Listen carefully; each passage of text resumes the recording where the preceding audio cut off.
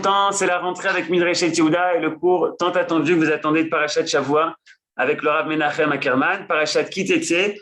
On reprend, on espère vous retrouver beaucoup présents en direct. On sait que vous êtes des centaines à écouter le replay sur YouTube, mais on veut vous voir présents pour pouvoir poser vos questions et vos réactions avec le Rav Ackerman. Merci Johan. Alors c'est vrai, les grandes vacances c'est fini. On est de retour à l'école, donc première étude de Parashat Shavua de cette année en fait. On est encore en 5700 Tafshin et Peibet, 5782, et on recommence donc comme ça au pied levé avec la Parashat Kitetse. Alors comme d'habitude, si vous voulez, on va tout d'abord ouvrir avec le Ilui Nishmat. Revenons au début. Voilà. Donc, personne n'a spécialement demandé. C'est bien, ça prouve que tout le monde va bien. Alors, les Nishmat de Dati Sarah, Vimurati Tabat Rabbi Yoshua Levitider, le grand rabbin Goldman, et les Refouat Kolapsuin Shinimtsu Aldem Achablim ces derniers temps, Refouat Evelyn Sarabhi Tov. Donc, si quelqu'un veut rajouter, il a qu'à le dire, et ce sera sûrement rajouté. Oui. Non, Niftar. Eliyahu ben Abraham Usadon, Niftar il y a un mois. Ben Abraham Usadon. Tov. Merci. Nissim Bar Shamila, qui est décédé pendant son voyage en Israël, en vacances. Nisken, Mamash Atsouf. Nissim Bar Shamila. Peut-être la seule bracha, c'est que quand on meurt en Israël, on a le droit d'être enterré en Israël gratuitement. Tout le monde a une place en Eretz Israël. Oui, 90 000 shekels plus tard. Pourquoi? C'était le prix que ça a coûté. Mais normalement, tu as une place, c'est-à-dire tu ne peux pas choisir une place. Ah bon? Chez Niftar Beretz Israël Ken. Tov. Yalla. Alors, on va commencer par Shat Kitetse. Et on va parler d'Afka. J'ai remarqué que ces 2 dernières années, on n'avait pas fait cours. Je n'ai pas trouvé en tout cas de cours que j'ai fait. Et la vérité, c'est que même Manitou, moi j'ai un ancien cours, mais apparemment, ce n'est pas facile à trouver des cours de Manitou sur Kitetse. Il y en a un, Batouar, mais zéro. Donc, prenons bien entendu le début de la paracha. Kitetse la milchama loivecha, que tout le monde connaît, mais on va le lire. Unetanno Adonai lecha beyadecha veshavita shivyo. C'est la belle captive. Veraita bashivia eshet yefatoar vechashakta ba velakarta lecha leisha vaveta el toch beitecha vegilchet rosha ve'asta et sipornea vesira et simlat shivia me'alea veyashva beveitecha uvachta et avia ve'et ima irachemi v'achar ken tavo elea ve'alta ve'alecha leisha. Donc la belle captive, tout le monde sait, c'est-à-dire c'est la question la plus classique de la paracha, c'est de se demander comment est-ce qu'on peut comprendre ce phénomène. Ce phénomène que la Torah, tout d'un coup, elle est tellement, on pourrait dire, laxiste ou tolérante. Elle dit, tu vas à la guerre, tu vois une jeune femme comme ça, des ennemis, c'est-à-dire, et tu la prends, et tu la prends, tu l'amènes chez toi, et tu te maries avec elle. Comment c'est possible que la Torah a permis? C'est pire que du mariage mixte, parce que dans le mariage, disons qu'au moins, ici, a priori, dans ce cas-là, c'est laisser libre cours aux pulsions les plus fortes, quoi, les plus immédiates. J'ai lu le dernier passage, Vaim lo chafas taba v'shachan leisha umachor lo timkerena bakesef lo tit'amer bat achat asher anita. Ça c'est un passage important qui dit que si tu ne la prends pas, c'est-à-dire tu l'amènes chez toi à la maison une fois que la guerre est finie et tu décides de ne pas te marier avec elle, parce que avant c'est la karta lecha leisha, ou ve'aita lecha leisha, c'est-à-dire que tu te maries avec elle, et sinon à ce moment-là tu n'as pas le droit de la garder comme chifra, comme servante. A priori, c'est une option qui est possible, c'est-à-dire que quand c'est même l'option normale, je dirais lorsqu'il y a, d'après la Torah, lorsqu'il y a des captifs, des hommes ou des femmes qui sont captifs à la guerre, alors si on les garde en captivité, c'est pas comme aujourd'hui où après on les renvoie chez eux à la maison, ou bien toutes sortes d'autres options violentes et terribles qui se passent dans l'histoire, mais d'après la Torah, on peut les garder comme avadim ou shfachot, c'est-à-dire comme serviteurs comme esclaves. Mais dans ce cas-là, c'est interdit. C'est-à-dire, puisque le processus est un processus qui a commencé par une option mariage, à ce moment-là, tu auras dit fais attention, ou tu la gardes, ou tu la renvoies, mais l'otita merba, comme dit Rashi, tu ne te serviras pas d'elle. Et Rashi, après, j'ai effacé la suite, qui dit l'itamer en persan, ça veut dire l'utiliser comme servante. Alors, on continue. Kitiena leish, c'est la suite. Kitiena leish ete nashim achat aova v'achat senua, ve'aldu lo banim aova v'senua, vaya ben abechor la senia. Vaya beyom, pour tout le monde se souvient. C'est-à-dire, moi, je lis l'hébreu et vous lisez à côté en français si vous préférez. Vaya beyom anchilo et banav. Et asher yelo lo yuchal levaker et ben aova al pene ben asenua abechor. Qui est abechor ben asenua yakir la tête lo pishnaim bechol asher imatzelo. Donc, ça, c'est le seul endroit dans la Torah. Je dois préciser que, comme vous savez, Mishneh Torah, le livre de Dvarim, amène des mitzvot totalement inédites, énormément. Pratiquement tout Kitetsé, toute la paracha qui est une paracha que de mitzvot. C'est-à-dire, on a des parachiotes, vous vous souvenez, celle de Mishpatim, celle de Kedoshim, c'est-à-dire c'est des parachiotes qui sont des livres de mitzvot, de lois, on pourrait dire. Il n'y en a pas tellement dans la Torah, qui sont que ça. Et dans le livre de Dvarim, il y a Re'e, et puis il y a aussi Shoftim, il y a Kitetse, il y a une série comme ça. Et un petit peu au début de Kitavu, un tout petit peu, pas beaucoup. Et pratiquement dans Kitetse, toutes les mitzvot sont des mitzvot qui n'ont jamais été enseignées auparavant. C'est-à-dire que pendant les 40 ans dans le désert, c'est des mitzvot donc, qui ont été, d'après la tradition, donnés, il y a une discussion, mais ils ont été donnés au Sinaï, mais révélés, où Dieu a dit à Moshe Rabbeinu, maintenant tu les enseignes, mais d'après le pshat clair, c'est qu'ils sont marqués dans le livre de Dvarim, parce qu'ils sont, en fin de compte, plus destinés à la génération qui rentre en Israël qu'à la génération qui est sortie d'Égypte, ce qu'on appelle la génération du désert. Et c'est comme ça qu'on va lire le texte aujourd'hui. D'accord ? C'est-à-dire que si Dieu, si Akadosh Baruch Hu nous les a révélés dans le livre de Dvarim, dans cet endroit-là, en tant que liste de mitzvot, parce qu'il y a un chidouche, il y a un renouveau qui s'adresse à cette génération qui rentre dans le pays d'Israël. Donc il y a ici une deuxième loi qui est celui du fait que le premier-né reçoit double part. Tout le monde le sait, mais si on demandait aux gens où est-ce que c'est marqué dans la Torah, le seul endroit où c'est marqué, c'est ici. Et dans des circonstances tout à fait spéciales, c'est-à-dire, bon, il y a une allusion dans la bracha que Yaakov donne à Yosef, Ani natati lecha shechem echad al achecha, mais sinon, il n'y a pas dans les lois de la Torah l'idée que l'aîné reçoit double part, c'est marqué uniquement ici, dans des circonstances spéciales, c'est que la Torah dit que même si l'aîné est le fils d'une femme, puisqu'il y a ici deux femmes, d'une femme mal aimée, c'est-à-dire, et le père voudrait donner la double part l'aîné de la femme bien-aimée qui est la deuxième, eh bien on nous dit non, lo yuchal levaker et ben ha'uval pnei ben ha'senua bechor, ken ki ha'bechor yakir. Maintenant, même cette idée-là, qui a l'air d'être juste, ne correspond pas tellement à l'histoire de la Torah. Parce que vous savez que dans l'histoire de la Torah, en tout cas dans Bereshit, souvent le premier-né est destitué, c'est-à-dire celui qui reçoit l'héritage, que ce soit Avraham, Yitzhak et Yaakov, éventuellement Yosef ou Yehuda, il y a toujours au contraire, c'est le deuxième ou un autre qui va recevoir la Bechora, le statut de Bechora. Et là, la Torah, de manière inverse, dit fais attention. C'est-à-dire, même si le premier s'appelle Ésaü et le deuxième s'appelle Yaakov, je dis ça comme ça pour comprendre la comparaison, eh bien, tu es obligé de reconnaître Esav comme Bechor. Donc, il faut bien comprendre pourquoi, ici, la Torah insiste sur cette chose-là. Alors, la troisième loi qu'on apprend, c'est l'histoire ou la loi du Ben Sorer Umore, qui est l'Ish Ben Sorer Umore, Nunu Shomea Bekolav Kolimo, Veisru Oto Velo Ishmalem. Donc, le Ben Sorer Umore, c'est le fils libertin et rebelle. Révolté. D'accord ? C'est le fils rebelle, disons. C'est comme ça qu'on a l'habitude de traduire. Vetafsu bo aviv veimo, vesioto el zikneiru vel shar mekomo, vamro el zikneiru benenu ze sorer umore neshom kolenu zolel vesove.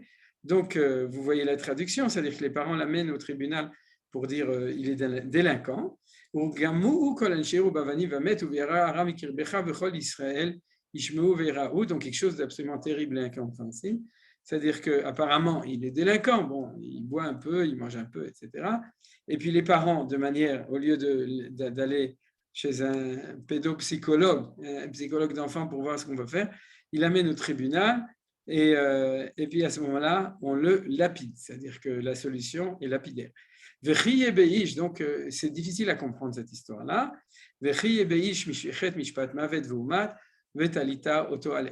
y a aussi une halakha que lorsque quelqu'un est lapidé, pas dans toutes les condamnations à mort du tribunal, dans le cas de la lapidation, il y a ensuite une mitzvah minatora, pas une mitzvah tellement agréable, qu'il faut le pendre. Le pendre une fois qu'il est déjà mort, hein, c'est-à-dire qu'il a déjà été condamné à mort, et après on le pend, sans doute pour l'exemple. Alors maintenant, il y a un grand chidouche, l'otali nivlato ala etz, ki kavot ikverinu bayom hahu, ki kelelat Elohim talui velot etamet admatecha, shir Adonai Elohecha noten lecha nachala. C'est-à-dire que lorsque, après la condamnation à mort, qui est bien sûr, vous vous souvenez, très exceptionnelle dans la tradition juive, vous vous souvenez qu'un tribunal qu'une fois tous les 70 ans a condamné à mort une personne est considéré comme un tribunal lapidaire, justement. Donc, mais la Torah en parle comme une éventualité. À ce moment-là, on n'a pas le droit de laisser pendant la nuit cette personne qui a été pendue sur la potence, et avant le coucher du soleil, il faut la descendre et l'enterrer. Maintenant, la Torah, elle fait un kal vachomer. C'est-à-dire que si déjà quelqu'un qui a été condamné à mort pour quelque chose de très grave, puisque la lapidation, c'est la condamnation à mort pour les choses les plus graves, tu n'as pas le droit de l'exposer et tu dois l'enterrer même avant la tombée de la nuit, à plus forte raison que n'importe quel juif, on n'a pas le droit de le laisser non enterré. C'est la raison pour laquelle chez nous, dans la tradition, on n'attend pas une semaine pour faire passer tous les gens devant la dépouille funéraire de la personne, comme ça se fait dans les autres traditions, mais on se dépêche. Et à Jérusalem, en malini metamet. Je ne sais pas si vous savez, mais à Jérusalem, normalement, on ne laisse pas tomber la nuit, mais on enterre tout de suite. Après les enseignements ésotériques, la Kabbalah, il y a une souffrance lorsque la personne qui est déjà décédée ne retourne pas au niveau du corps dans son état originel, qui est la terre. Qui met afar batav et afar tachouv, car tu viens de la terre et dans la terre tu retourneras.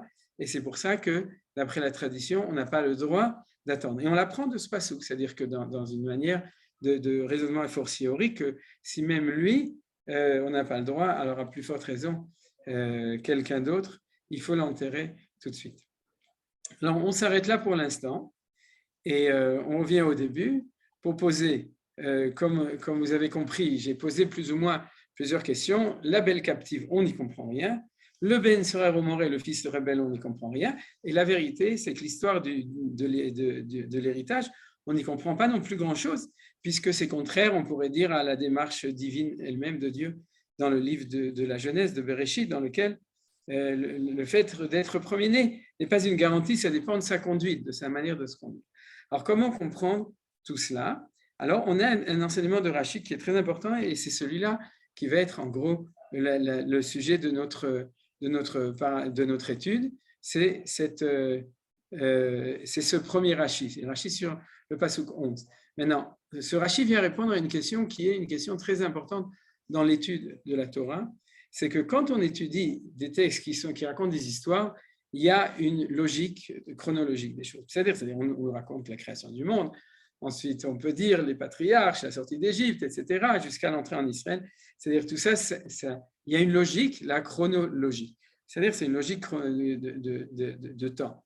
Mais quand on est dans les mitzvot, il y a un balagan pas possible. C'est-à-dire que la Torah, elle saute du coq à l'âne, c'est-à-dire tout le temps. C'est pour ça qu'il y a marqué si tu trouves un âne qui se promène, etc. Et c'est très difficile de comprendre quelle est la logique interne au niveau du fil conducteur de la liste des mitzvot qui sont dans ces parachiotes-là, de manière générale. Sauf, bien entendu, dans Vaïkra à propos des sacrifices, ou par Shadvéar qu'on a étudié à propos de la Shemitah, où là, il y avait une cohésion logique des lois. Mais quand on a toute cette liste de mitzvot dans la Torah, que ce soit Parshat Mishpatim, que ce soit Kedoshim ou bien ici dans Re'eh et Kitetse, on a une difficulté à comprendre quelle est la logique interne des choses. Alors il s'avère que nos sages nous ont donné, au moins pour ces 3 premières mitzvot, une cohésion interne, une logique que Rashi va nous livrer ici. Regardez, tu la prendras pour femme, on parle de la belle captive. La Torah ne stipule ici que pour tenir compte du penchant au mal, Kiddushim 21b. L'odibra Torah et la Keneged Yetzer Hara. C'est ça le Lachon. Alors, je signale que Manitou, dans son cours, donne un autre enseignement que celui que je vais donner aujourd'hui. Il va donner l'enseignement du Or HaChaim HaKadosh. C'est-à-dire, pour expliquer cette chose-là, comment est-ce possible que la Torah des Dibra Keneged Yetzer Hara, c'est-à-dire qu'elle a tenu compte du mauvais penchant et d'après le Pshat, elle a été permissible. C'est-à-dire, tu vas avoir une belle captive et tu la voudras, tu vas demander à ton Rav, c'est permis, c'est interdit, et la Torah dit, eh bien, si tu as du Yetzer Hara, alors et laisse libre cours à ton Yetzer Hara. Alors, ce n'est pas du tout habituel, ce n'est pas le style du tout de la Torah, et on va en parler. Comment ça se fait que tout d'un coup, ici, c'est comme ça? Alors, l'Or HaChaim HaKadosh, et Manitou, qui l'a expliqué dans la suite, dit que Neged Yetzer Hara, on parle de choses tout à fait différentes d'après la Kabbalah, c'est qu'on parle de grandes tzadikim qui voient une étincelle de sainteté dans cette belle captive, qui sont des neshamot qui se sont éparpillés dans le monde, ce qu'on appelle des nitzotzot de Gdusha qui se sont éparpillés. Et comme ce soldat, ce n'est pas n'importe quel soldat, c'est un grand tzadik, c'est-à-dire, alors lui, il la voit ou il la sent, et donc il la prend pour ramener cette neshama dans le peuple juif. Alors vous voyez que c'est une approche qui explique les choses, mais qui, pour les expliquer ou qui nous tranquillise, pour l'expliquer, utilise des notions très profondes de Kabbalah. Ça veut dire qu'on ne parle pas du tout au niveau du pshat, d'un soldat normal, etc. Alors, cet enseignement, vous pouvez le trouver dans l'enseignement de Manitou, j'imagine, dans les enregistrements, et peut-être aussi dans Kimitzion, je n'ai pas regardé. Mais, et puis, bien entendu, ceux qui savent étudier, vous pouvez étudier directement l'Or HaChaim HaKadosh.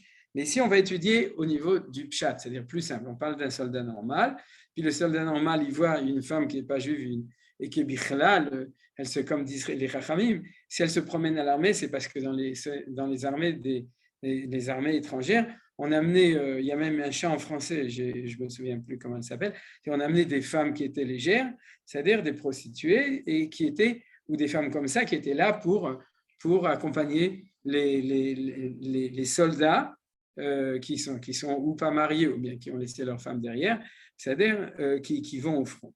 Et c'est ce genre de femmes qu'on voit là-bas. Donc, comment la Torah fait cette chose comme ça? Alors, regardez ce que répond Rashi. Car si le Saint béni soit-il ne lui avait pas permise, il l'aurait épousée malgré l'interdiction.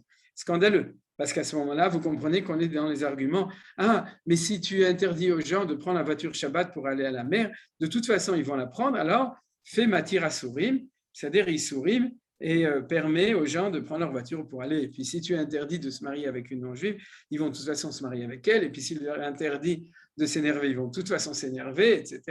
Donc, ce n'est pas du tout la mentalité de la Torah. C'est-à-dire, la Torah n'est pas du tout dans ce genre on pourrait dire, de compréhension permissive qui dit le pauvre, il ne peut pas faire autrement, etc. Ça peut correspondre à une certaine sensibilité moderne, mais pas du tout, c'est pas du tout le style de la Torah. La Torah, elle te dit ce qui est permis est permis, ce qui est interdit est interdit, et puis débrouille-toi avec ça, on veut bien t'aider. Mais l'interdit, c'est un interdit, et puis il faut que tu te confrontes avec ta difficulté.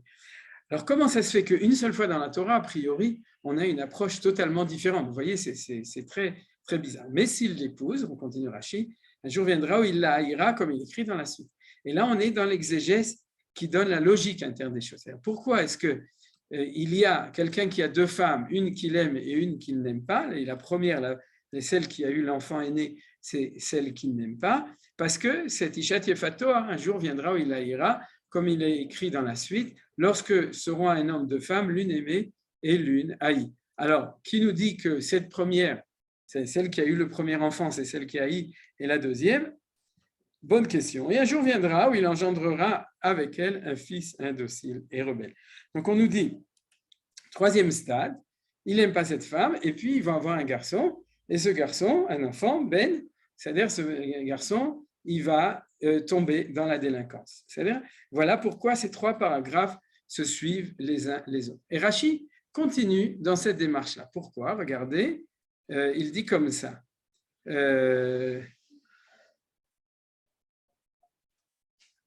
Bon, Rashi le confirme ici, et ce sera, si tu ne la désires pas, le texte annonce que viendra un jour où tu la haïras. Vous vous souvenez, il continue. C'est-à-dire, si tu la gardes, sache que malgré tout viendra un jour ou tu ne la voudras plus, ou elle ne sera plus bien aimée. Alors on continue dans un Rashi intéressant dans la suite. C'est à propos du Ben Sorer ou Moré. Qui est le Ish Ben Sorer ou Moré ne shomea bekol aviv kol imo veiseru oto velo ishma alehem. Ils le châtiront, ils lui adressent un avertissement en présence de 3 personnes et le condamnent à la peine de Malkout. C'est-à-dire, ce délinquant, premier stade, on lui donne la bastonnade pour le calmer, c'est-à-dire, et s'il ne se calme pas, alors, en fin de compte, on va le lapider. Le fils indocile et rebelle n'est coupable que s'il a volé et mangé un tartimar de viande, s'il a bu un demi-loque de vin.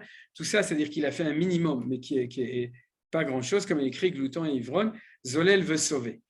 Et il est écrit, ne sois pas parmi les ivrognes de vin, ni parmi les gloutons de viande. Et le fils indocile et rebelle est mis à mort à cause de ce qui ne manquera pas d'arriver un jour, car la Torah pénétrait au plus profond de sa psychologie.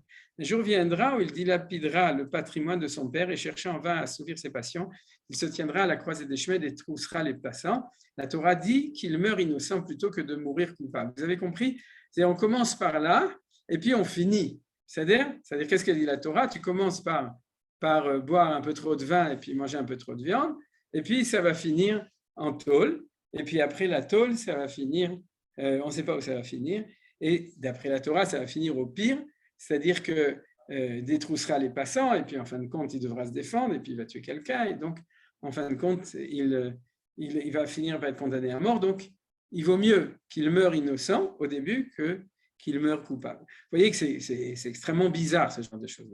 Qu'est-ce que ça veut dire? Lorsque quelqu'un n'a pas, on ne condamne pas quelqu'un avant qu'il ait fait sa faute. Et puis qui te dit que ça va arriver? C'est absolument étonnant. Vous imaginez que si on prenait tous les délinquants, la première fois qu'il prend un petit, ils intègrent le plus grand mouvement de tzedaka américain, le joint. Vous connaissez le joint? C'est-à-dire, et lui aussi, il prend un petit joint et un joint, et puis à ce moment-là, on l'arrête et puis on le condamne à mort, on le lapide parce que tu as commencé comme ça, tu vas finir comme tous les autres, la mafia, etc. C'est pas vrai. C'est-à-dire, c'est pas du tout vrai. La plupart, on les connaît, puisque souvent c'est nos enfants ou nos frères et sœurs ou c'est nous ou c'est des gens qu'on connaît à côté. C'est-à-dire, il y a un moment où ils se calment et puis c'est fini, quoi. C'est-à-dire, bien entendu, il faut s'en occuper, il ne faut pas être laxiste. Mais si on s'en occupe, si on les prend en charge, si on les récupère, etc., en général, on récupère pratiquement tout le monde. Alors, c'est quoi cette histoire-là? C'est vraiment le scénario catastrophe dans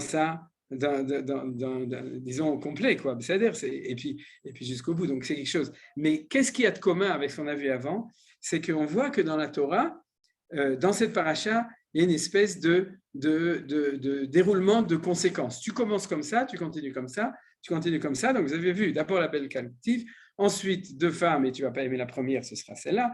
Ensuite, le gosse qui devient délinquant. Ensuite, dans sa délinquance, il va dégringoler. Et puis, en fin de compte, il va aller jusqu'au plus bas. Donc, arrêtons à un certain moment.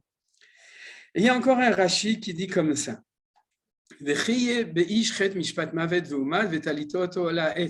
souvenez, c'était la 4e mitzvah l'une après l'autre, c'était celle de celui qui est condamné à mort par lapidation et qu'on nous dit qu'il faut le pendre un tout petit peu. D'après la tradition, j'ai oublié de le dire avant, la Mishnah dans Maseret Sanhedrin, elle dit qu'on le montait sur la potence, on le laissait 1 seconde, on le descendait. C'est-à-dire il y avait, pour faire ce qui est marqué dans la Torah, mais absolument rien de plus que ça, bien entendu. Alors, le fait que ce paragraphe d'Idrashi fait immédiatement suite à celui du fils indocile et rebelle est destiné à nous enseigner que si son père et sa mère s'attendrissent sur lui, il finira mal et commettra des crimes le rendant passible de la peine de mort devant le tribunal. Et dans l'expression hébraïque, c'est sopho, sopho, sopho. C'est-à-dire, il va finir par, en hébreu, c'est sopho chez Isha, Veisnea, sopho chez Ben Zoremorev, sopho, etc. C'est-à-dire que, en fin de compte, c'est comme j'ai déjà dit une fois, cette paracha, c'est les malheurs du Sophie, d'accord? C'est-à-dire qu'au moment où il finira, c'est tous les malheurs les uns après les autres.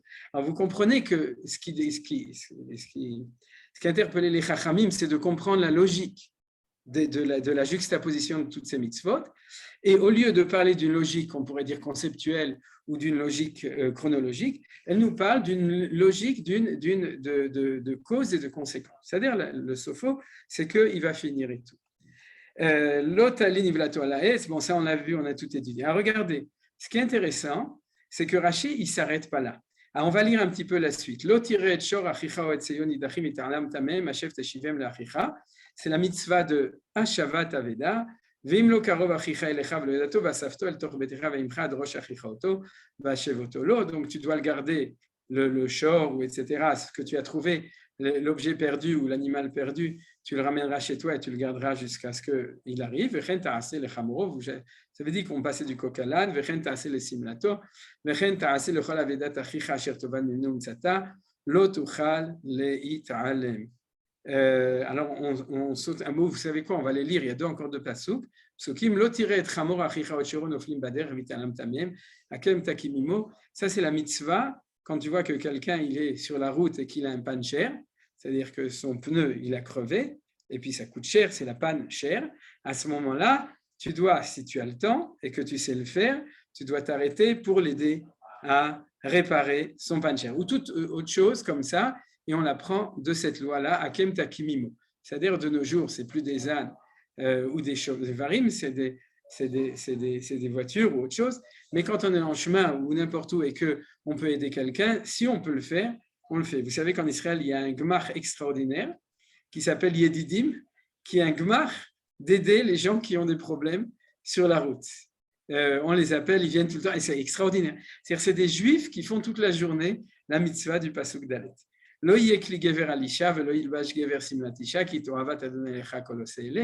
vous connaissez, c'est l'interdiction pour un homme de s'habiller comme une femme pour s'habiller comme un homme. Et Rashi précise pour créer une mixité qui est litigieuse, c'est-à-dire qui est interdite, c'est-à-dire qui amène à la débauche. Mais si ce n'est pas pour ça, alors la Torah ne l'a pas interdit. Au niveau de la halacha, vous retournez chez vos rabbanim habituels. Qui kare kan tzipor lefanecha, c'est l'histoire de renvoyer la mère quand la mère oiseau, c'est-à-dire lorsqu'il y a un nid et que tu veux prendre les petits, qui karikan sipor le faner baderech b'cholet sur la res efrochim obetzim erovesel efrochim ala betzim lo tikachem ala banim shalach tel shalach etam v'atabanim tikachlach le ma'an tavlach varachta yamim. Vous connaissez, et la Torah nous donne une très grande récompense si on fait cette mitzvah de Shiluach Haken quand on voit la mère, puisqu'elle nous promet de longs jours et du bienfait. Kitivne bait hadash. Donc, ensuite, si tu construis une maison, on a une mitzvah de mettre un ma'ake, c'est-à-dire une barrière sur son toit. De nos jours, ça peut être aussi sur une mirpeset, ça peut être à chaque endroit où on risque de tomber pour que personne ne risque de tomber de là-bas. La Torah continue, l'otizra karmecha kilaim, pentikdash amelea azera, asher tizra utvat akerim, c'est-à-dire que si tu as une vigne ou un champ, tu ne dois pas faire de kilaim. Je saute deux psukim. Non, pardon. Lo tachrosh b'shor v'chamor yachdav. Lo tilbash shatnez tzemer u'pishtim yachdav. Dilim ta'aseh lecha l'arba kanfot ksutra asher techaseba. C'est-à-dire, tu n'as pas le droit de t'habiller avec du shatnez, mélange de lin et de laine, et tu dois mettre des tzitziyot sur les quatre coins de tes habits. Alors, vous voyez qu'ici, on a la même question. Vraiment, quel est le lien entre ces différentes mitzvot? On ne comprend rien. C'est-à-dire, on vient de voir une liste de mitzvot ma'akesher. Quel est le lien? Alors, Rashi de nouveau nous amène, mais cette fois-ci, ce n'est pas le scénario catastrophe, c'est au contraire, c'est le scénario bracha. Quand tu construiras une maison neuve, c'est l'histoire du ma'ake. C'est-à-dire, si tu observes la mitzvah de renvoyer la mer, Shiluach Haken, de la mère oiseau, c'est-à-dire, un jour viendra où tu construiras une maison neuve. C'est-à-dire, en récompense, sopho, c'est de nouveau la même expression de Rashi, sopho. Tu finiras par construire une maison neuve. Et où tu observeras la mitzvah du parapet. Tu pourras en plus faire une mitzvah, car toute mitzvah crée l'occasion d'en créer une autre. Vous connaissez l'expression mitzvah, goreret mitzvah. Si tu renvoies la mère de l'oiseau pour pouvoir prendre les œufs ou les oisillons, alors tu as fait une mitzvah, alors tu auras l'occasion de faire une autre mitzvah. Ce coup-ci, c'est super parce que tu as une nouvelle maison et du coup, tu peux faire le parapet. Et tu en viendras à un vignoble, puisque la mitzvah d'après, c'est l'interdiction de faire kilaïm, un mélange dans le vignoble. Et à un champ, puisque la mitzvah d'après, c'est l'interdiction de faire kilaïm, des mélanges dans un champ. Et à de beaux vêtements, puisque la mitzvah d'après, c'est l'interdiction de sha'atnez et de mettre des tzitziyot sur ton talit. Et voilà pourquoi ces versets se font immédiatement suite. Alors, ce qui est intéressant, c'est que, comme je vous ai dit, c'est ça qui nous met un peu la puce à l'oreille, c'est que Rashi utilise la même expression, sopho, sopho, sopho. C'est-à-dire que là, c'est plus les malheurs, c'est le bonheur de Sophie. C'est-à-dire que c'est la suite d'événements, mais qui est au contraire au niveau de la beracha. Avant, c'était la malédiction, maintenant, c'est la bénédiction. Alors, pour répondre un petit peu aux questions que j'ai posées au début, sur la première Le premier passage, d'accord, c'était celui de Eshet Yefatoar, la belle Kafti. Je voudrais te poser encore une question. Vous m'excusez, j'essaye de le faire le plus vite possible pour qu'on ait le temps de répondre aussi. On passe directement au chapitre 23. Maintenant, on a vu un 21 et 22, maintenant un 23. Pourquoi on va étudier? Parce que, a priori, on vient de voir que Dieu, lorsqu'on sort à la guerre, il est permissif. Il considère que c'est normal qu'un soldat dans une guerre, il puisse, on pourrait dire, un petit peu débrider ses passions, c'est-à-dire que, ou ses pulsions, plus exactement ses pulsions. D'ailleurs, on sait que c'est le minag, l'us et coutume de toutes les armées du monde. C'est-à-dire que quand tu fais la guerre, tu ne te conduis pas comme quand tu es dans le civil, et surtout dans toutes les fautes de viol, de vol, etc., de destruction, tout ce que vous voulez. Une fois qu'un soldat est à la guerre, il y a débridement total en général dans toutes les armées du monde. Vous vous souvenez, témoignage des Américains en Afghanistan, et je ne vais pas parler des autres armées parce que c'est monnaie courante dans l'histoire. Or, on pourrait dire, comment est-ce que la Torah conçoit l'armée d'Israël? C'est-à-dire, c'est quoi un soldat de Tzahal d'après la Torah? Alors regardez, là c'est marqué dans notre paracha. C'est-à-dire que autant, elle commence par la paracha en disant, tes soldats, ça va, et puis ensuite, elle va nous dire quelle est. Alors, aucun rapport, c'est ça, si vous voulez, la question centrale. C'est-à-dire la contradiction dans notre paracha, entre deux chapitres plus loin, entre l'approche permissive et laxiste de la Torah à propos de la belle captive, au niveau disons, des fautes les plus basiques au niveau du Yetzer Hara, c'est-à-dire des pulsions, des relations entre ce soldat et les femmes, et puis ce que nous dit la Torah ici. On va le faire en vitesse, mais vous allez voir que c'est incroyable. C'est-à-dire tu dois faire attention à toute chose mauvaise. C'est quoi Kol Davara? Nos sages nous disent Afilu Dibura. C'est-à-dire qu'un soldat de Tzahal n'a pas le droit de dire des gros mots. Alors, je m'imagine que les hommes parmi vous, vous avez fait l'armée, et en général, les vrais gros mots, on les apprend à l'armée. N'est-ce pas, Yosef?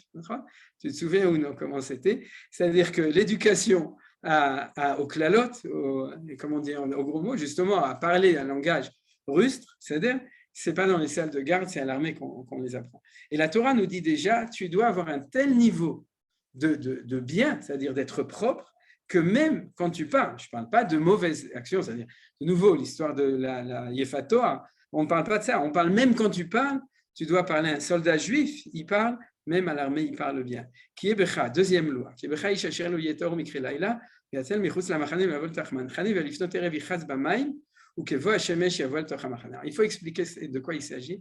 Il s'agit d'une loi que ne respectent que les chassidim et les kabbalistes. C'est quoi? C'est lorsque un homme voit comment ça s'appelle ça? Kéri, c'est-à-dire je crois qu'on appelle ça une érection nocturne. Pollution nocturne. Pollution nocturne. Il a fait meod, c'est-à-dire, après la halakha, il est impur. Qu'est-ce qu'il faut faire? Il doit s'éloigner de là où il faut être pur. Il doit aller au mikvé. C'est pour ça que les chassidim, les mekoubalim, ils vont au mikvé tous les matins, de peur que, ou peut-être que, etc. Et uniquement après, il peut revenir dans le machane. Ça veut dire quoi? Je vous traduis. C'est que le machane de Tseilim ou de la Kiryat Tel Aviv, la première chose que Tzahal doit construire, c'est un mikvé. Vous comprenez? C'est de ça qu'on parle. Et puis le soldat, lorsqu'il est là-bas, il est plus chassid que le chassid de Chabad ou du Kabbali. C'est-à-dire, tu es soldat à l'armée, la première chose, c'est que tu dois être pur. C'est bizarre, parce qu'à l'armée, on n'a pas le temps. Quand tu es dans le civil, tu as le temps de t'occuper de ce genre de choses. Mais à l'armée, tu as d'autres chats à fouetter. Non, la Torah nous dit tu dois garder toutes les lois de pureté au niveau le plus haut. Pour ceux qui connaissent la halakha, c'est le niveau d'exigence le plus haut imaginable, c'est ça.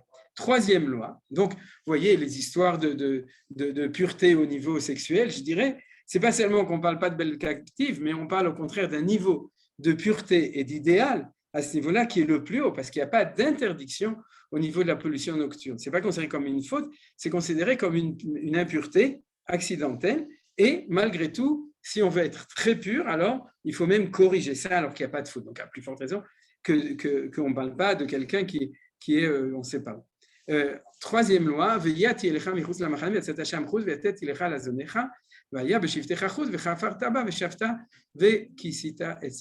troisième loi, incroyable, c'est que vous savez que quand on est dans un camp, pour être que le camp soit propre, quand les gens ont besoin, excusez-moi, mais c'est la Torah qui le dit, pour faire leurs gros besoins, alors on est obligé de faire un endroit en dehors du machane et que chaque soldat doit avoir une pelle et lorsqu'il va là-bas et qu'il fait ses besoins, il doit les recouvrir, c'est-à-dire, etc. Alors, vous imaginez quel niveau, non seulement de sainteté, mais de propreté. C'est-à-dire, on demande, et tous ceux qui ont fait l'armée savent que ce n'est pas comme ça que ça se passe dans les camps qui sont, où il y a, on pourrait dire, les gens ils se relâchent un petit peu, c'est-à-dire, eh bien, pas du tout. La Torah, alors, pourquoi conclusion? Qui Adonai Elohecha mitalech bekerev machanecha latzilcha vetet vecha lefanecha vayem machanecha kadosh velo yire becha irva davar meshav meacharecha. Conclusion, parce qu'un camp d'un juif de guerre, Akadosh Hu est dedans, ou bien parce qu'effectivement le Aaron se trouve dedans, explication de Rashi, ou bien parce que lorsque tu fais la guerre et que tu es en danger, il faut que Dieu t'accompagne, et il t'accompagne. C'est-à-dire, plus le niveau de sécurité est important, plus Dieu est présent, même de notre temps. C'est-à-dire que Dieu se trouve peut-être plus à la Kyria dans le Matkal, quand on est en temps de guerre, qu'au Kotel. Vous comprenez, c'est là-bas qu'il est pour aider le Matkal pour pouvoir faire les choses. On dit donc, du coup, ton niveau de sainteté doit être très grand. Vous imaginez l'exigence. Tu es en train de faire la guerre, c'est ça qu'on te demande. C'est qu'il ne faut pas qu'on voit en toi Erva Davar. La halacha, c'est que tu ne dois pas voir de Erva, quelle qu'elle soit. Ça veut dire quoi? Ça veut dire pas de photos pas cachères, pas de gens qui se promènent, pas de sanoué, etc. C'est ça l'armée d'Israël. Vous êtes d'accord qu'on n'est pas encore arrivé à ce niveau? C'est vrai que les soldats religieux dans le Tsahal, en général, c'est ça qui représente. Ce n'est pas tellement la religion, mais c'est la propreté, quand c'est des vrais soldats religieux, SDR, etc. Et aussi la propreté de la bouche, la tsniout, etc. Et c'est ça qui fait le grand Kiddush Hashem, mais en fait, c'est parce qu'ils font ce qui est marqué. Alors, je reviens à la question d'origine.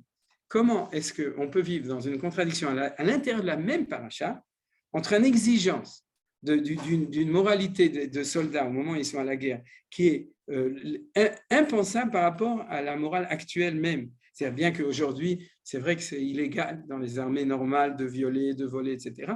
Mais un niveau tel qui est exprimé ici n'a jamais été exprimé dans aucune armée du monde. Et puis, comme on dit, Tzahal ou Tzava Chimusari Baolam, c'est l'armée la plus morale, je dirais, c'est d'après la Torah, ce n'est pas seulement la plus morale, c'est la plus propre, la plus Torah, la plus pure du monde. Et comment ça peut vivre ensemble avec l'histoire de l'Aïchet Yefato? Alors, je vais vous donner, il ne nous reste plus tellement de temps, je vais vous donner à partir de maintenant la réponse à toutes ces questions. Bezrat Hashem.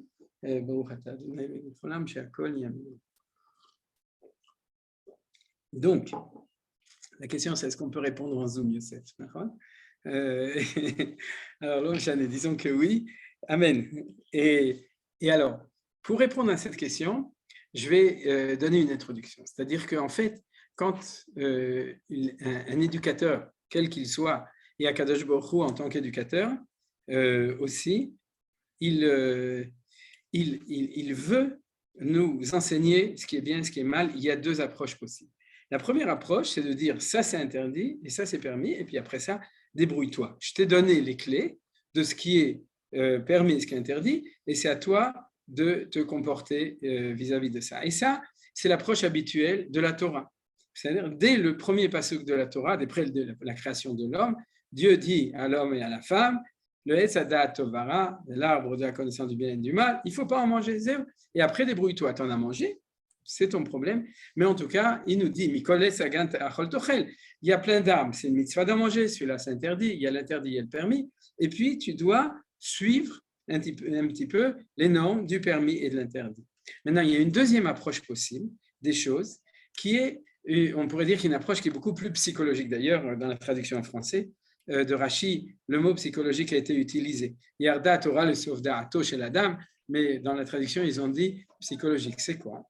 C'est que tu dis à la personne, tu lui dis pas c'est interdit, tu lui dis écoute, tu choisis, mais sache que, je parle du côté interdit, que si tu fais ça, à ce moment-là, tu vas arriver là. Et si tu arrives là, tu vas arriver là. Et si tu fais ça, tu vas arriver là.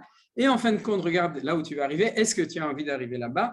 Ah non, non, non. Alors du coup, tu peux empêcher la personne de cette manière. C'est deux manières différentes de donner une approche à la personne de ce qui est bien et de ce qui est mal. C'est-à-dire ou bien en fixant l'interdit et le permis, ou en lui expliquant quel est le processus qui peut arriver à ce moment-là. C'est-à-dire, ça, c'est deux approches différentes. Or, la Torah, de manière générale, elle est normative, c'est-à-dire elle donne la norme. Et puis, une fois dans l'histoire de la Torah, elle nous a donné la deuxième approche. C'est-à-dire, c'est quelle? C'est l'approche qui dit, quand tu fais, regarde les conséquences. Et on l'a vu dans les deux sens. C'est-à-dire, c'est le principe du sophoché. On l'a vu au niveau des mitzvot et au niveau des averot, du bien et du mal, puisqu'on nous a dit aussi, tu vas faire shiloach haken, eh bien, ça va t'amener à ça, mitzvah goret mitzvah, ça va t'amener à ça, etc. C'est-à-dire qu'on te parle un autre langage. Alors maintenant, la question c'est pourquoi est-ce que ici la Torah, elle nous parle de cette manière? C'est parce que, en fin de compte, on peut répondre de cette manière. On peut dire que dans le cas de la guerre, en effet, ce n'est pas une situation normale. C'est-à-dire que tout le monde sait que pour pouvoir se battre à la guerre, il faut en fin de compte libérer on pourrait dire notre énergie, notre adrénaline, notre côté pulsionnel, parce que sinon tu ne peux pas te battre, tu ne peux pas tuer quelqu'un, tu ne peux pas exercer, disons, une violence, etc. Et au niveau psychanalytique, on s'est rendu compte que, et on peut le comprendre, qu'une fois, si jamais tu dois libérer cette énergie qu'on peut appeler l'adrénaline, etc., alors c'est très difficile de la libérer d'un côté et de ne pas la libérer d'autre côté. En fin de compte, donc, c'est la psychologie de la situation de la guerre. Et c'est pour ça que lorsque la Torah, elle a cherché à exprimer, a priori, un cas où elle va dire, si je t'interdis, tu vas de toute façon le faire, et puis à ce moment-là, regarde ce qui va se passer, c'est parce qu'en effet, on peut comprendre que dans ce cas-là, il y a quelque chose qui est dans le nefesh, dans le psychique de la personne, c'est différent de la situation normale. Et en fin de compte, qu'est-ce qu'elle te dit la Torah? Elle te dit quelque chose de très simple. Tu es comme ça à l'armée, eh bien, qu'est-ce que tu dois faire pour... excusez-moi, je dois rebrancher. Bon.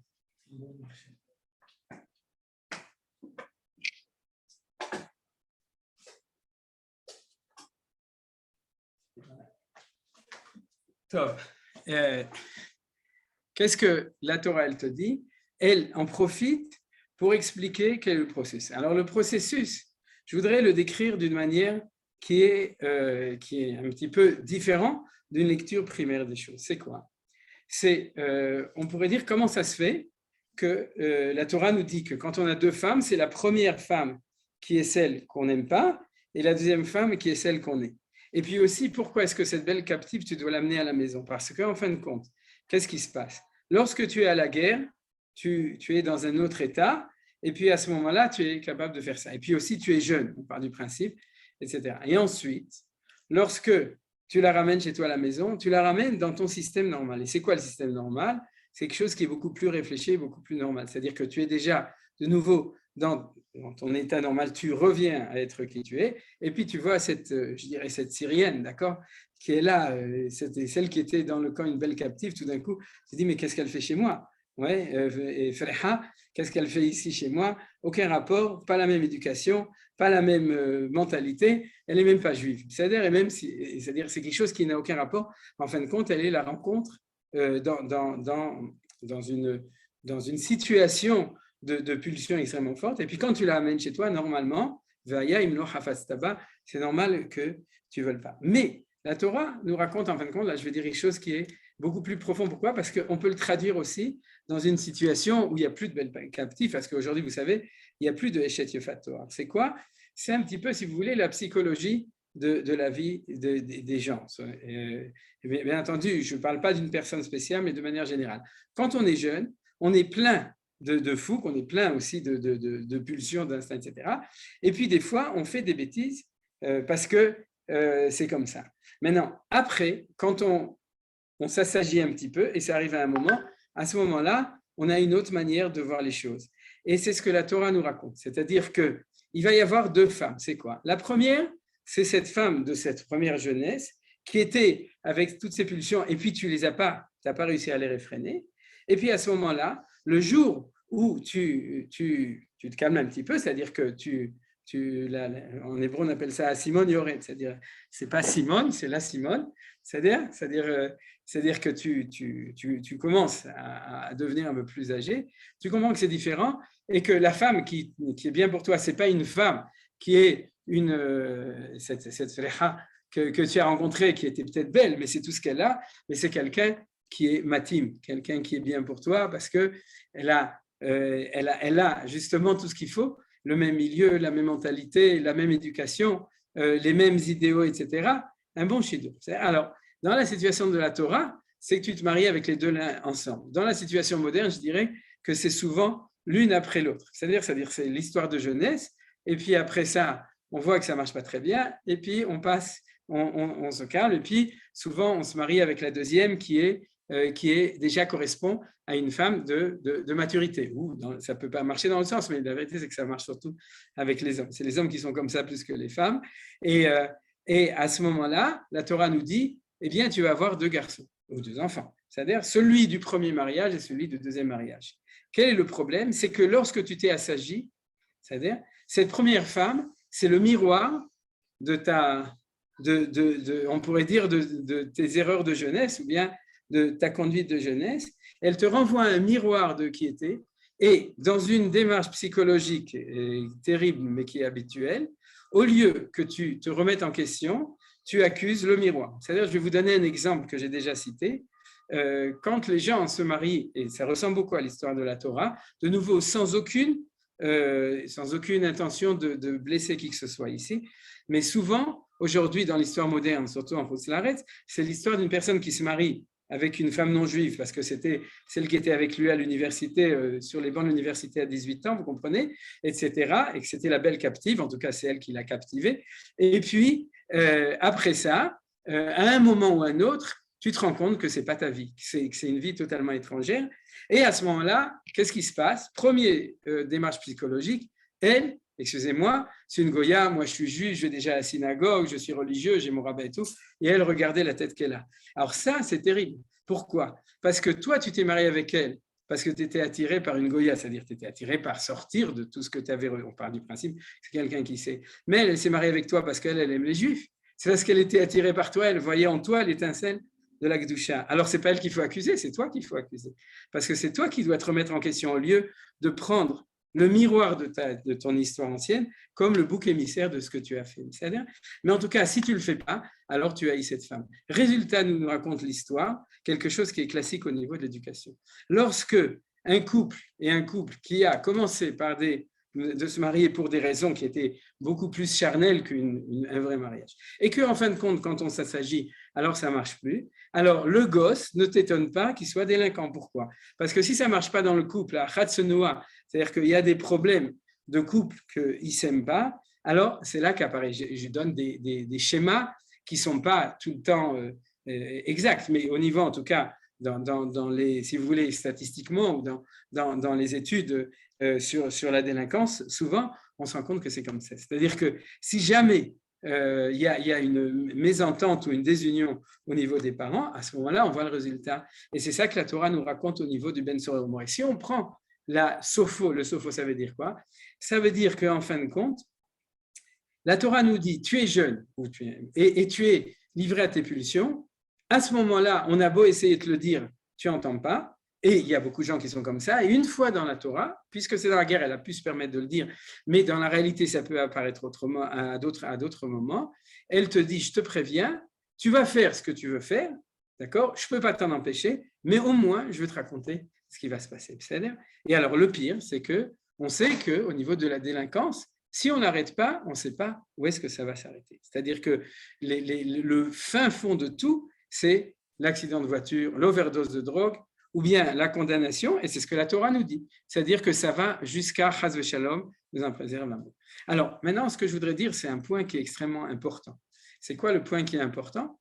C'est que la Gemara nous dit Ben Sorer Lohaya Velonivra. C'est vrai qu'il y a une deuxième opinion, mais c'est l'opinion commune dans la Gemara de Maseret Makot qui dit qu'un fils rebelle, il n'y en a jamais eu dans l'histoire.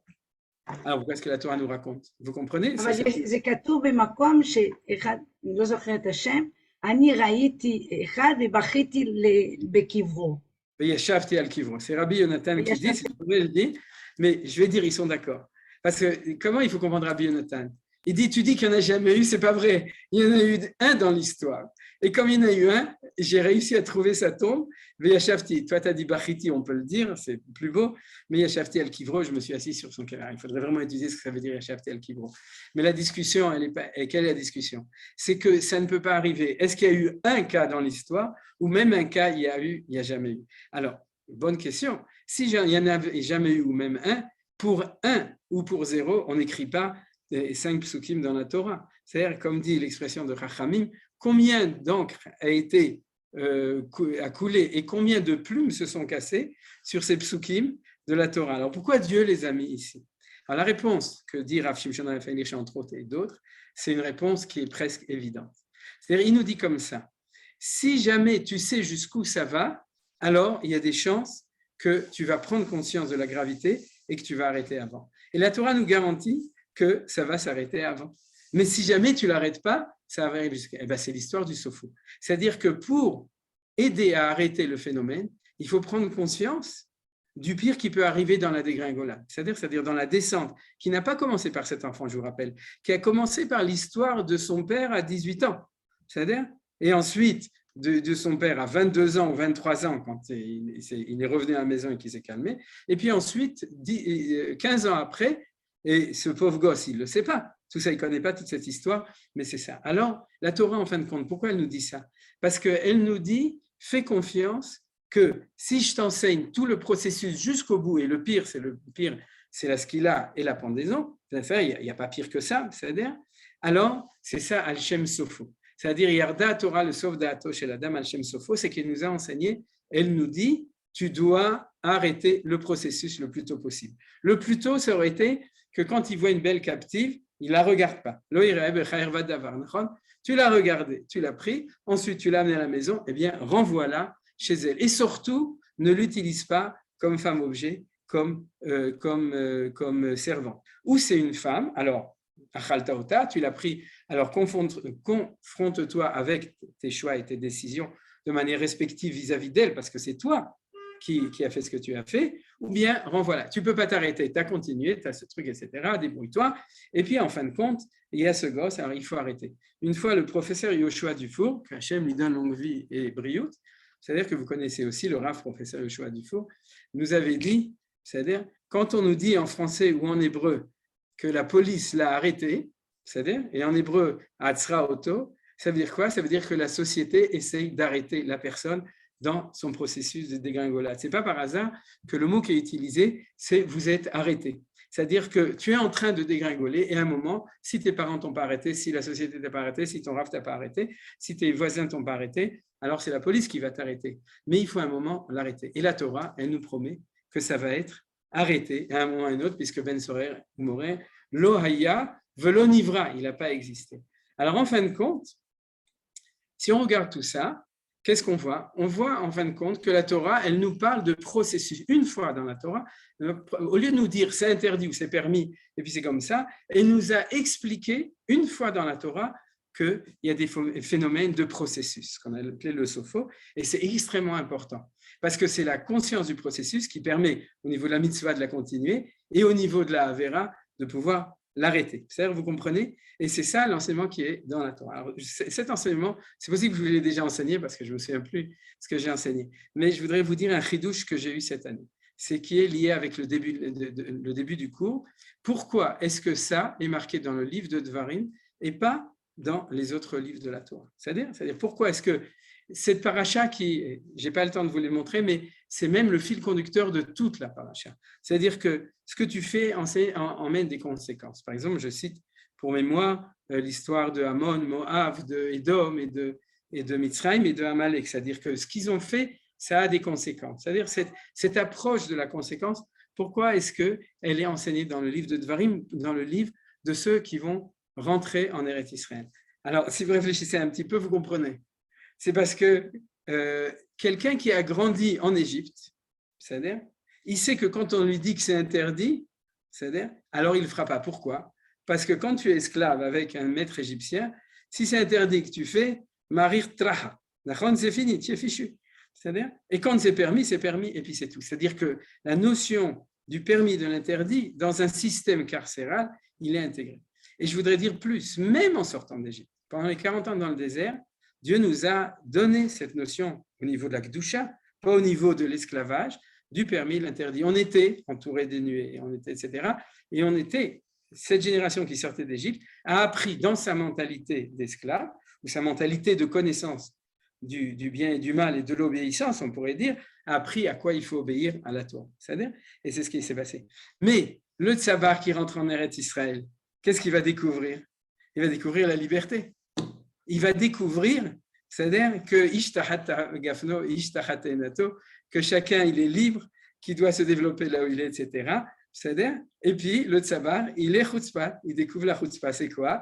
Atalo tagidli mala'asot, tu ne vas pas me dire ce que je dois faire. C'est-à-dire que si je t'interdis, je vais faire le contraire. Alors quel langage il faut donner? C'est-à-dire à ce moment-là.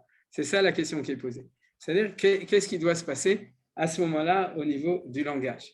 Mais je voudrais, et à ce moment-là, la Torah, tout d'un coup, après cette parashat Shoftim qu'on n'a pas eu l'occasion d'étudier, qui nous donne la structure de la collectivité, de l'État d'Israël, c'est-à-dire, elle, dans Kitetse, elle s'adresse à l'individu, à l'éducation, à la démarche pour les individus dans cette nouvelle situation qui est celle de l'entrée en Eretz Israël. C'est-à-dire, c'est cette nouvelle situation qui est là, qui est celle de rentrer en Eretz Israël. Je voudrais rajouter un point qui va un petit peu au-delà, parce que ça pourrait être considéré comme un Bedievet, c'est-à-dire que qui est comme ça. Mais un point qui est lié avec l'enseignement du Rav Kook. Le Rav Kook, il dit quelque chose de très important. La Torah est naturelle dans une situation normale en Eretz Israël du peuple juif.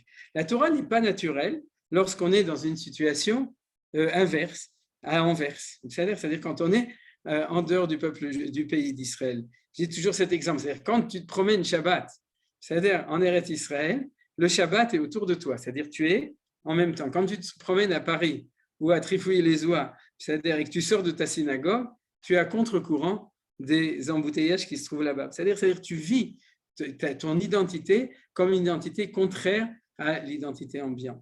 Par contre, normalement, la réussite du projet de Dieu, c'est que la Torah, c'est le Teva, c'est la nature profonde de la société hébreu sur la terre d'Israël. Alors, quelle est la différence? Quand tu es à contre-courant, le langage qui est à tenir, c'est permis, c'est interdit. Parce que la logique de ce qui se passe tout autour ne confirme pas la logique de la Torah. C'est-à-dire, quand tu es au niveau profond dans ton pays et que la société est metukene, elle est selon la Torah, et que la nature est selon la Torah, puisque c'est la nature du pays, à ce moment-là, tu peux tenir positivement un nouveau langage. C'est quel langage? Regarde comment est-ce que la Torah amène la réalité, mitzvah goreret mitzvah, c'est-à-dire comment est-ce que les choses profondément sont adaptées, et à ce moment-là, tu tiens un langage qui est différent. Vous voyez, j'ai donné deux explications, mais qui répondent tous les deux à la même question. Pourquoi est-ce qu'apparaît dans notre paracha un langage qui est un langage différent, qui est le langage, on pourrait dire, du Naaseh Venishma, qui est de l'explication, parce que tu ne dis pas c'est interdit parce que c'est interdit, c'est une mitzvah parce que c'est une mitzvah, tu comprends quel est le processus, non pas spirituel, mais naturel de ce que tu es en train de faire, pour le bien et pour le moins bien, mais en tout cas, tu es en situation où tu peux donner cette approche-là. Alors, j'espère que vous avez compris. Dans le fond, la contradiction, pour terminer le cours, la contradiction entre les deux parachiotes au niveau de l'armée, vous vous souvenez, c'est que la deuxième, on nous fixait les normes de Tzahal, Sfahagan al-Israël, vous vous souvenez, de pureté, de propreté, de sainteté, etc. On nous a donné les normes, on nous a dit ce qui doit être. Et puis on a expliqué aussi comment ça se passe quand ça se passe autrement. Mais on n'a pas oublié aussi de nous montrer le côté positif. Alors, pour terminer complètement le cours, puisque le temps est arrivé, je voudrais de nouveau prendre un texte, c'est-à-dire un passouk qui est très beau et qui est lié avec le mois d'Elul. Pourquoi c'est lié avec le mois d'Elul? Regardez. Parce que vous vous souvenez qu'on avait vu que la dégringolade totale, elle se finissait par la pendaison haut et court. Vous vous souvenez? C'est-à-dire, donc a priori, c'est au niveau du mal, ça se finit complètement mal. Mais il y a encore un passouk après qui vient tout de suite après. c'est la mitzvah de Hashavat Aveda. Donc tu dois les ramener à ton frère. Alors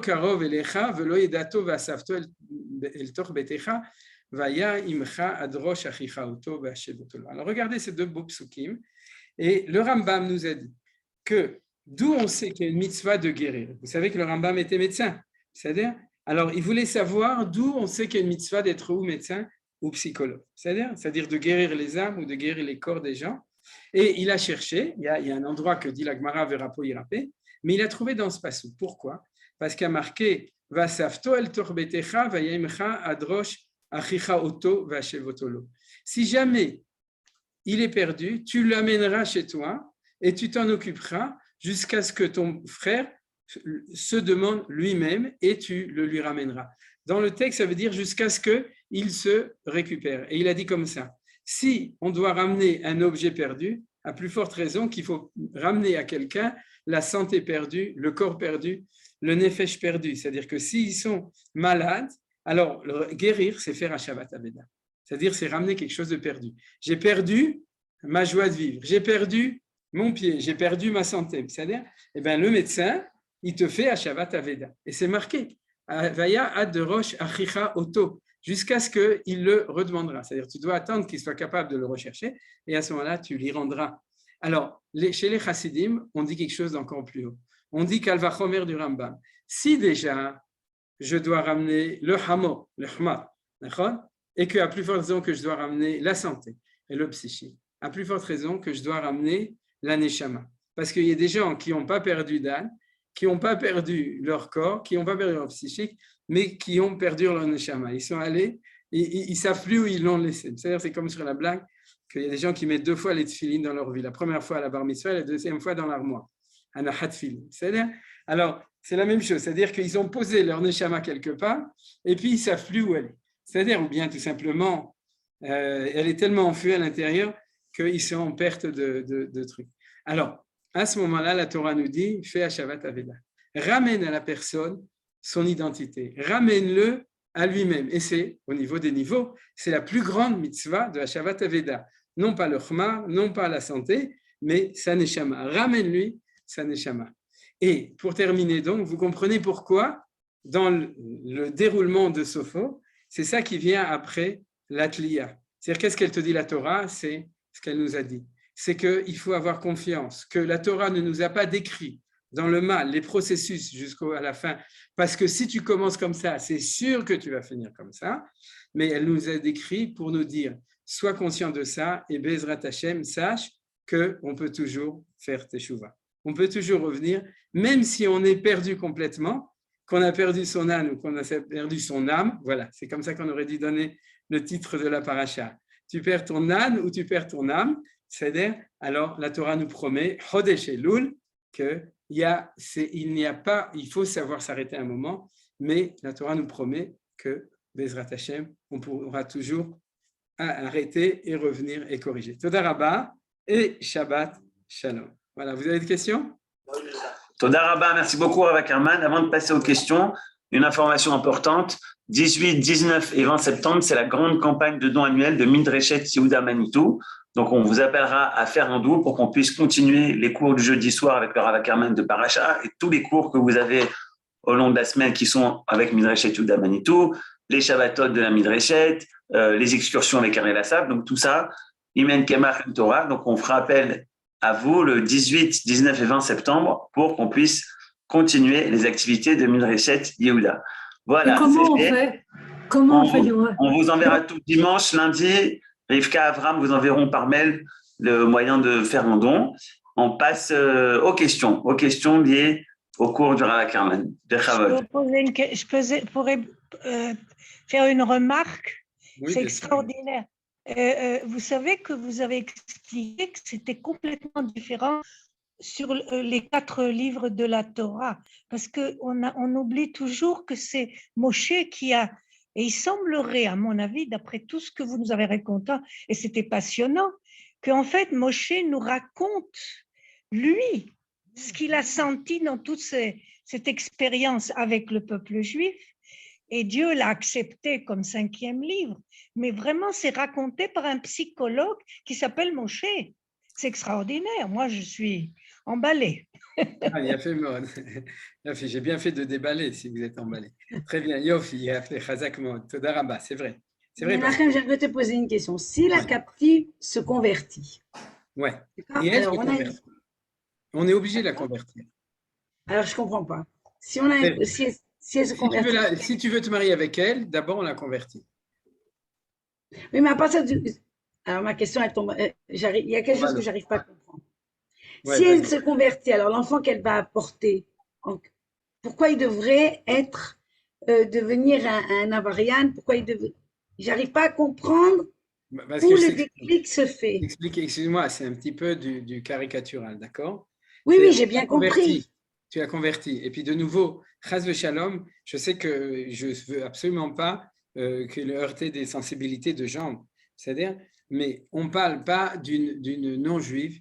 Ce n'est pas Ruth Amoavia, d'accord? Ce n'est pas une non-juive qui a fait un processus intérieur personnel et qui devient, on pourrait dire, la plus grande sadéquette du peuple juif. C'est-à-dire, Alors, la captive, elle est on toujours. parle d'une femme qui n'a jamais voulu être. Elle est convertie à cause de la loi de la captivité. C'est-à-dire que la Torah te permet de la prendre à condition de la convertir, mais on ne lui demande rien.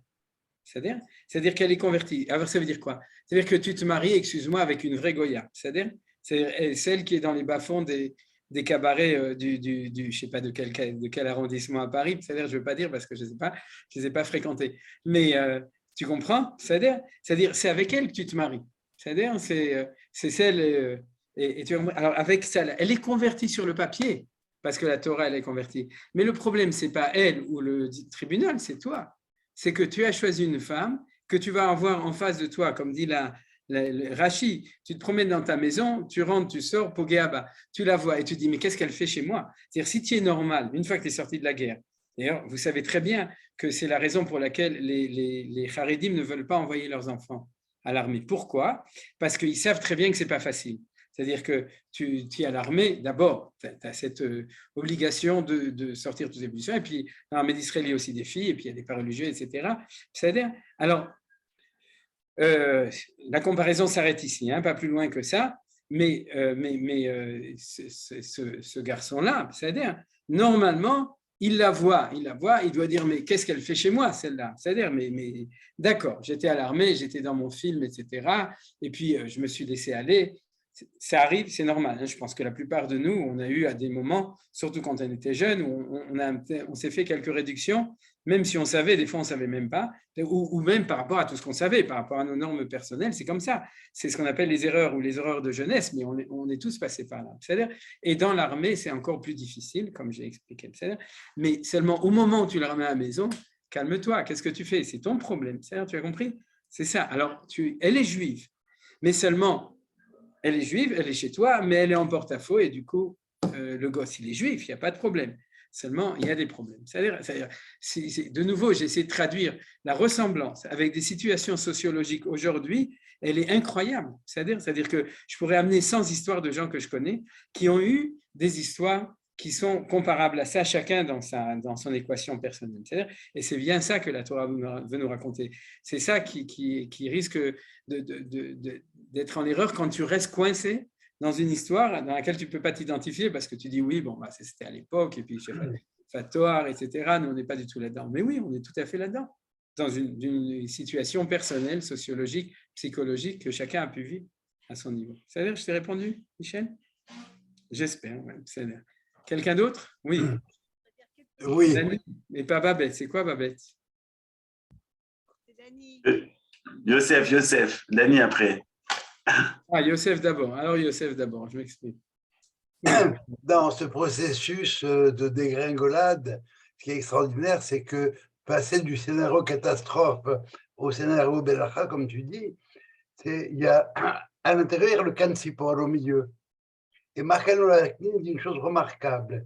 Il dit, c'est quoi le Kansipor? C'est qu'il faut déconnecter les causes de la conséquence. La mère, c'est la cause, et les enfants, c'est les conséquences. Alors, renvoie la cause. Et puis, en fin de compte, voilà. Qu'est-ce que tu as dit? Qui a dit ce Hidouche? C'est toi? Marc-Alain Ouaknin. Non, je n'ai pas eu ce bonheur. Comment il s'appelle? Marc-Alain Ouaknin. Ah, Marc-Alain, j'avais pas entendu le Marc-Alain. D'accord, mais il a fait Meod. Mais je pourrais dire aussi, parce que rajouter, mais pas du tout dans sa direction à lui, mais dans une autre direction, c'est-à-dire que si tu veux, à quel moment le bien se fait, lorsque tu commences à un petit peu comprendre c'est quoi un Kansipour, c'est quoi un nid, c'est quoi une mère, c'est quoi des enfants, etc. C'est-à-dire, et à ce moment-là, si tu le fais, alors, c'est que tu vas construire une maison. Et c'est quoi une maison? Une maison, c'est une maison, c'est un couple, c'est une famille, etc. Donc, ce sera ça la bracha. C'est que si tu as fait ça, et puis tu apprends à mettre un maraké, etc. C'est le maraké, pas ça. Et encore une question. Ouais, Dani, tu veux réagir? On t'entend ou pas? Il marche ton micro, Dani? Non, j'ai l'impression que ça ne marche pas chez toi. Alors, Maurice. Maurice? Oui, et si vous me permettez une petite histoire que Alchem Sofo m'a rappelé. C'est un rabbin qui voyage dans le train et il a en face de lui un jeune homme, juif aussi, qui lui demande l'heure. Et il ne lui donne pas l'heure. Et à la fin du parcours, il descend du train et lui donne l'heure. Alors le jeune homme lui dit, mais pourquoi tu ne m'as pas donné l'heure? Il dit, parce que si je t'avais donné l'heure, on aurait commencé à parler, je t'aurais invité à Shabbat à la maison, tu aurais peut-être épousé ma fille, et je ne veux pas que ma fille épouse un homme qui n'a pas de montre.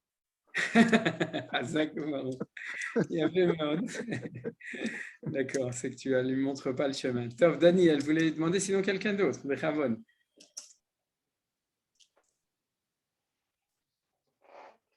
Non. Tov, alors, attends, elle essaye. Dernière essai, Dani. Parce que Non, ça ne fonctionne pas. Qui d'autre voulait dire un mot? Je peux envoyer un chat si jamais elle veut. Peut-être que ça marchera. Tov, Shalom Alka. Alors, ok, Besséder. Alors, oui, elle a la question, Malka. Vas-y. Attends. Ou pas? Oui, on t'entend, Dani. Bon, alors, le soldat, il a fait une erreur. Bon, d'accord, de jeunesse et tout ça. Mais après, qui c'est qui paye les pots cassés? C'est le fils et la femme. C'est un peu dégueulasse, à mon avis. Bon, c'est pas très compréhensible.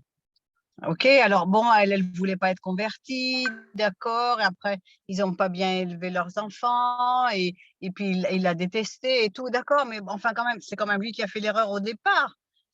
Alors, bon, on n'en parle pas. Et après, la punition est très, très forte pour deux personnes qui, en fait, se sont retrouvées un peu,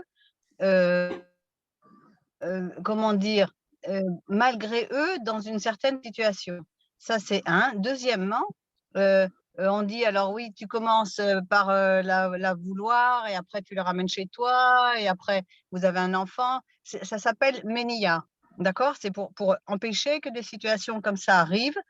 Et jusqu'à maintenant, on a des preuves partout dans le monde entier que Ménia, ça marche très, très mal.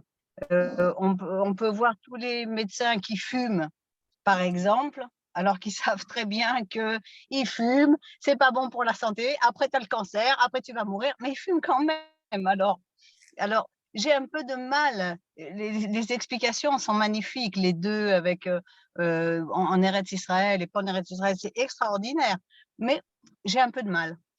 Alors, merci parce que tu m'obliges à préciser les choses. Et je ne suis pas du tout d'accord avec toi d'expérience. C'est-à-dire que, par exemple, aujourd'hui, justement, au niveau de la délinquance, la conscience des risques que ça peut amener fait que malgré tout, ça ne marche pas toujours, mais il y a un marach, il y a tout un système en Israël aussi pour récupérer les enfants qui commencent à dérailler. Ça, c'est l'éducation. Ça, c'est l'éducation. Mais c'est ça que la Torah te parle. Mais c'est de ça que la Torah, elle te parle. Elle te parle, n'attends pas que ça dégringole, et puis arrête le plus vite possible, dès que tu prends conscience de ça, et fais ce qu'il faut pour que ça se passe autrement. Je vais quand même préciser deux choses dans le cours. Premièrement, le Yuchal Vaker, on avait dit que c'était en contradiction au niveau de la préséance avec l'histoire de Bereshit, parce que dans cette situation, c'est justement ça. Ne t'enfuis pas de ta confrontation, c'est ton problème. C'est toi qui as fait ça, c'est toi qui t'es marié avec elle, c'est toi qui du coup ne l'aime pas et qui ne veut pas donner. Ce n'est pas son problème ni à elle, ni le pauvre gosse, il est comme ça. Il recevra sa part, parce que lui, il n'est pas responsable. Celui qui est responsable, c'est toi, et c'est toi aussi qui peux corriger les choses, arrêter, et puis aussi permettre. Un deuxième point qui est important, c'est que quand il y a marqué que quand les parents amènent l'enfant au tribunal, il y a marqué « aviv veimo ». Et puis, il y a aussi marqué dans la Gemara que ils doivent parler ensemble, etc. C'est-à-dire que la Torah nous oblige à ce qu'ils essayent de faire ce qu'on appelle un travail conjugal pour se remettre ensemble, pour reparler, et puis regarder qu'est-ce qui s'est passé. Ça peut se finir par un divorce, c'est pas grave. Mais au moins, tu fais pas semblant, ou bien tu accuses pas ton fils, tu accuses pas ta femme, etc. Tu te confrontes avec ce qui se passe. C'est-à-dire, c'est pour ça que je pense que, Dafka, c'est ça que je voulais dire, c'est que la conscience de tout ça, c'est ça qui donne les kélim, les moyens, et aux individus, aujourd'hui, on le voit très bien aussi dans la société, à essayer et à faire tout ce qui est possible pour pouvoir arrêter. Mais ça racole, tu vois beaucoup, moi je suis éducateur au Moranas du Had, des gens de 18, 20 ans, 25 ans, tu vois beaucoup de gens qui te racontent, et vous le savez, qu'ils ont passé certains moments, et puis au Hachem, la plupart, ils sont récupérés à un moment ou à un autre. C'est-à-dire que la réussite, au contraire, on pourrait dire qu'est celle dont la Torah parle, de savoir faire ce qu'il faut pour véritablement prendre conscience, prendre responsabilité pour pouvoir arrêter les choses, c'est de ça qu'elle parle, et puis on voit que ça peut réussir aussi. Malka Bechavot, tu voulais dire quelque chose? Oui, je voulais te demander, Menachem, Ouais. l'histoire de David et Avshalom. Je Oui. sais qu'il y a un pérouche comme ça, Nahon, Oui. que Avshalom, c'est un peu cette histoire en fait. Nahon, L'histoire de David, Maacha et Avshalom. Nahon. Alors, exactement, c'est bien que tu me le rappelles parce que, bon, de toute façon, je n'aurais pas eu le temps, mais ça fait partie du cours. Et tu l'as Oui, je sais, mais… La dimension Tanakh. C'est que David Amelech est considéré dans l'histoire des rois et dans l'histoire des personnes.